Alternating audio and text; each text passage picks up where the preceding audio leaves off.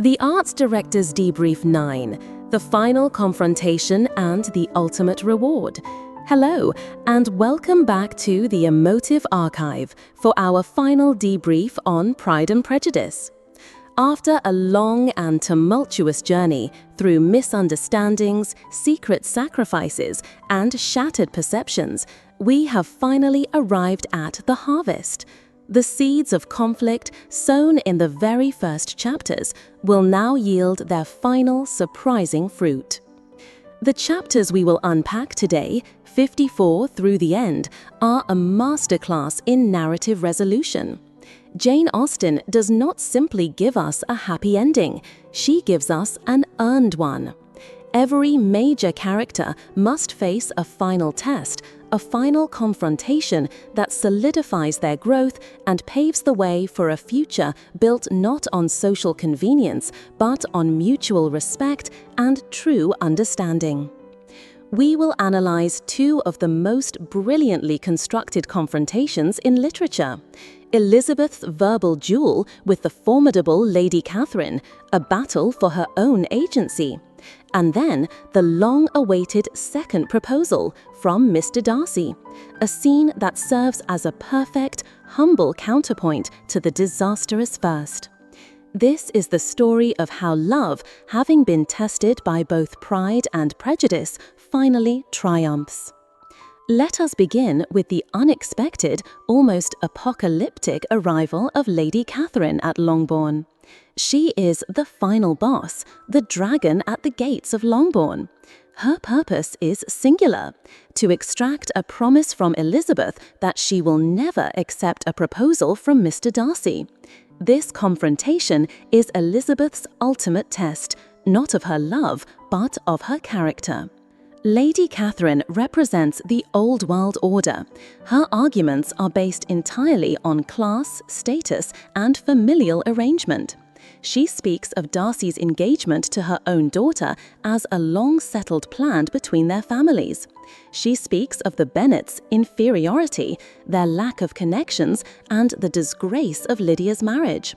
In her worldview, a union between Darcy and Elizabeth is not just undesirable, it is a pollution of the social order, a stain on the sacred name of Pemberley.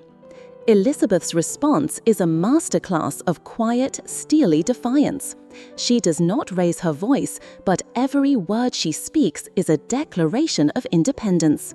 She refuses to be intimidated by Lady Catherine's rank or her fury.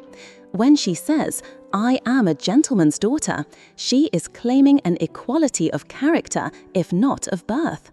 Her most powerful statement is her refusal to make the promise Lady Catherine demands. She insists on her right to act in whatever manner she thinks most likely to constitute her own happiness.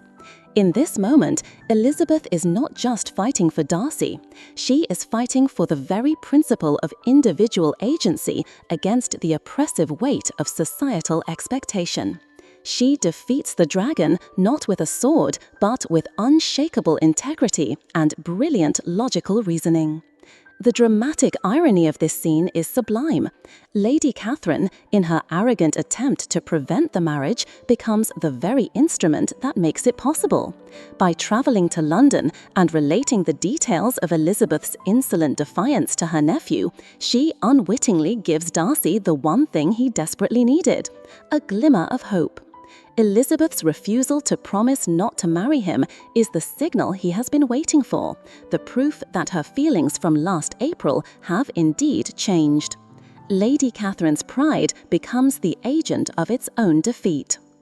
Armed with this newfound hope, Darcy returns. The second proposal scene is a perfect mirror image of the first, designed to showcase the profound transformation of his character. Let us analyze the artistry of this moment. The setting is different.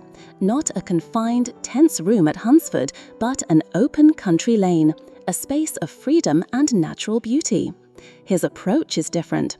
There is no abrupt, agitated confession.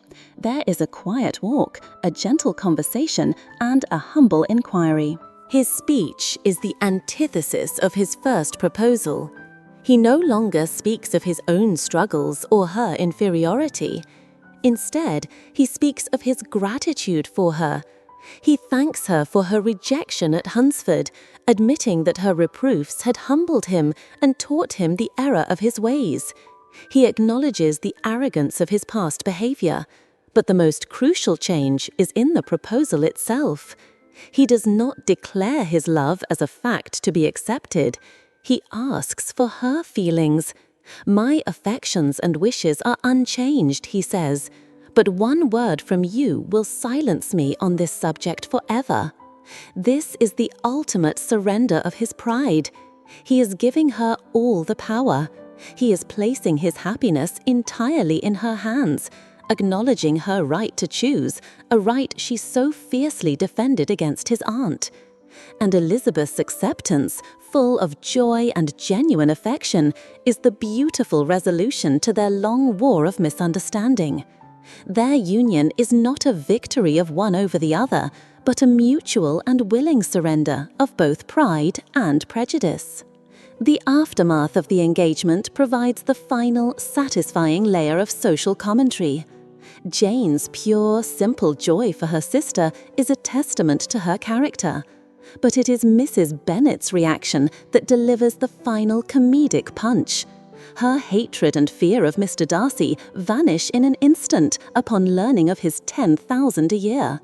Her immediate transformation into a doting, proud mother-in-law is Austen's ultimate satire on the mercenary nature of the society she depicts. For Mrs. Bennet, happiness is purely transactional. Mr. Bennet's reaction is more poignant.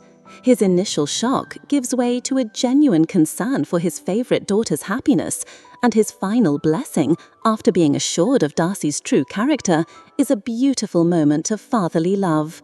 The final chapters tie up all the loose ends, painting a picture of two marriages founded on different but equally valid principles. Jane and Bingley's happiness is one of sweetness and shared temperament. Elizabeth and Darcy's is a more complex, dynamic happiness, forged in the fires of conflict and built on a foundation of mutual respect, intellectual equality, and profound, transformative love. The Gardiners, the representatives of sense and virtue, remain their closest friends, a symbol of the true connections that matter. And so we leave our characters. The conclusion of Pride and Prejudice is one of the most satisfying in all of literature, not just because the lovers are united, but because they have earned their happiness. They have both undergone profound personal growth. Darcy learned humility, to look beyond the confines of class and status. Elizabeth learned to question her own judgment, to look beyond the seductive surface of a first impression. The happily ever after of this novel is not a fairy tale ending. It is the result of self-reflection, courage, and the willingness to admit one was wrong. It is a testament to the idea that true love is not found, but built, through dialogue, through understanding, and through the mutual overcoming of our own pride and our own prejudice. Thank you for joining me on this incredible journey through one of the world's greatest novels. It has been an honor to explore its artistry with you. Please share your final thoughts on this masterpiece in the comments below, and I hope you will continue to join us here at the Emotive Archive.